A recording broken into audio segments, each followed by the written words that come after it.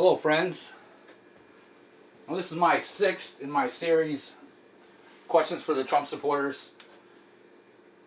And these are questions that you can ask your Trump supporting friends and family to draw them out, to get them to see that Trump really doesn't embody the values that they think he does and isn't the stable genius that they think he is.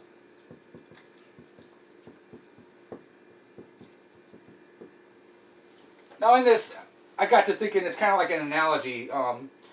You know, if you're a fan of a sports team and your sports team has a losing season, you don't just abandon your team and stop being a fan of that team. But it's different when we're dealing with politicians. If you look up to a politician, you're a fan of a certain politician, and he fails and he fails and he comes up short and comes up short, you don't still remain loyal to him. Politics affects people's lives. This stuff is important, especially in this time we're in now.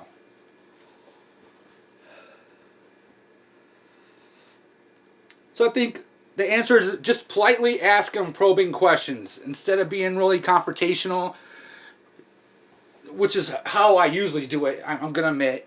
But we're not going to convert nobody that way. And I think this idea of Trump believing himself to be a stable genius really comes into really starkness with this whole COVID-19 thing. But I wrote this list about 6 months ago, way before the COVID-19. But I'm going to deal with that in a separate video. So as far as him being lacking intelligence, I'm not going to touch on that here. So the question is, do you believe Trump is a stable genius like he claims? Do you think the fact that he believes he's the smartest guy in the room could keep him from good advice? Now when I wrote this was before the impeachment I even wrote this. And it's funny, because you look on here, a pandemic, stock market collapse, a war. Basically we've had all three since then. If you count us almost getting into a war with Iran.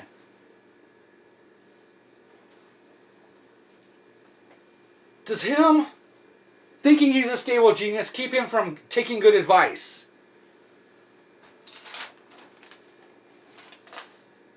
Now, what I want to start here with is, these are a list of Trump's exes. And this is from a Quartz article entitled, "All the Ways Trump's Closest Confidants Insult His Intelligence." These are all Trump's closest friends back in the day.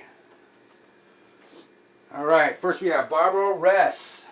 She was the former executive vice president of Trump Organization. What's she have to say about Trump's intelligence? He thinks he's God. He's a supreme sexist. Well, we already know that, right? We already know he thinks he's God. He called himself the chosen one, the king of the Jews. He said recently at a Christian prayer breakfast, "Who's done more for Christianity than me?" Jesus did a lot, but that was a long time ago. Then he disappeared. What has Jesus done lately? And then he had the nerve to say November 3rd is going to be the biggest day in the history of Christianity. So yeah, I would think he thinks he's self-God. And a supreme sexist, look at all his insults and nicknames he gives women. He only calls women by names of animals, not men. Steve Bannon, we all remember Steve Bannon, former advisor of Trump. His quote, "He's like an 11-year-old child." We got to move fast here. We got a lot of them here. Katie Walsh. She was the White House Deputy Chief of Staff. Former White House Deputy Chief of Staff. We've had a lot of them. What did she say? It's like trying to figure out what a child wants. You keep hearing this theme. He is a child. Like a child. Alright, but next we gotta go through this. Bob Corker, representative senator from Tennessee, was Trump's former friend. The White House has become an adult daycare center. There's that theme again.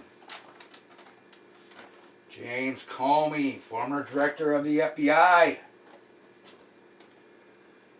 Trump is morally unfit to be president, unethical, untethered to the truth.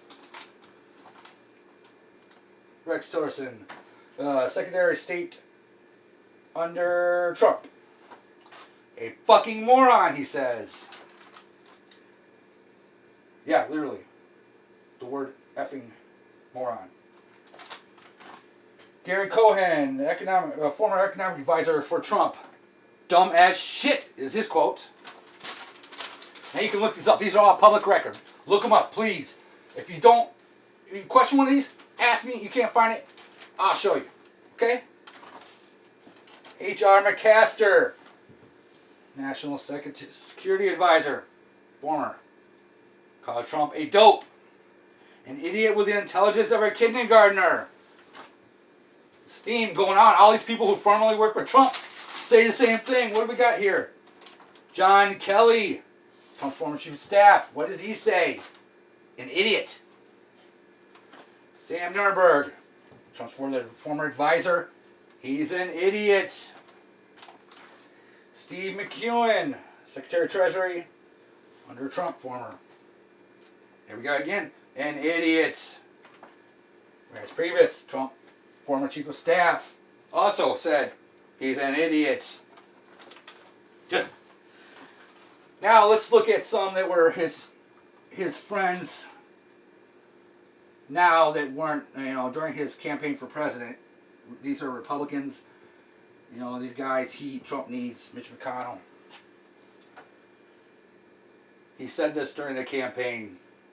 He needs someone highly experienced and very knowledgeable because it's pretty obvious he doesn't know a lot about the issues.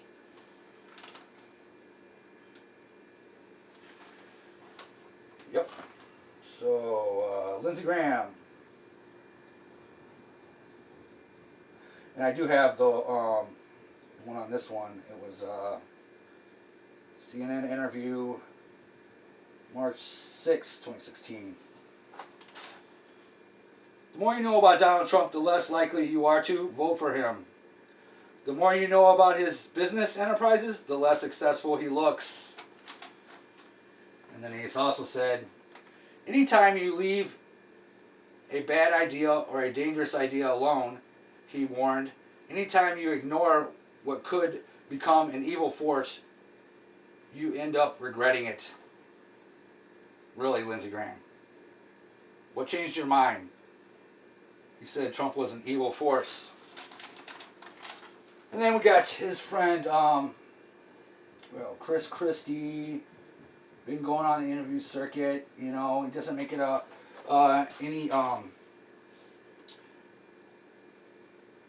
any secret that Trump doesn't like to read.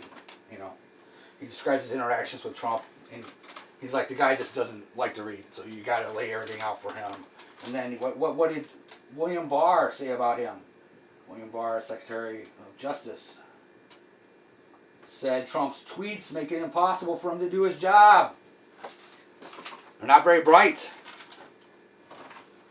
All right, we'll stop here. These are Trump's exes, and I remember I wrote this 6 months ago. I'm sure we have more, but there you go.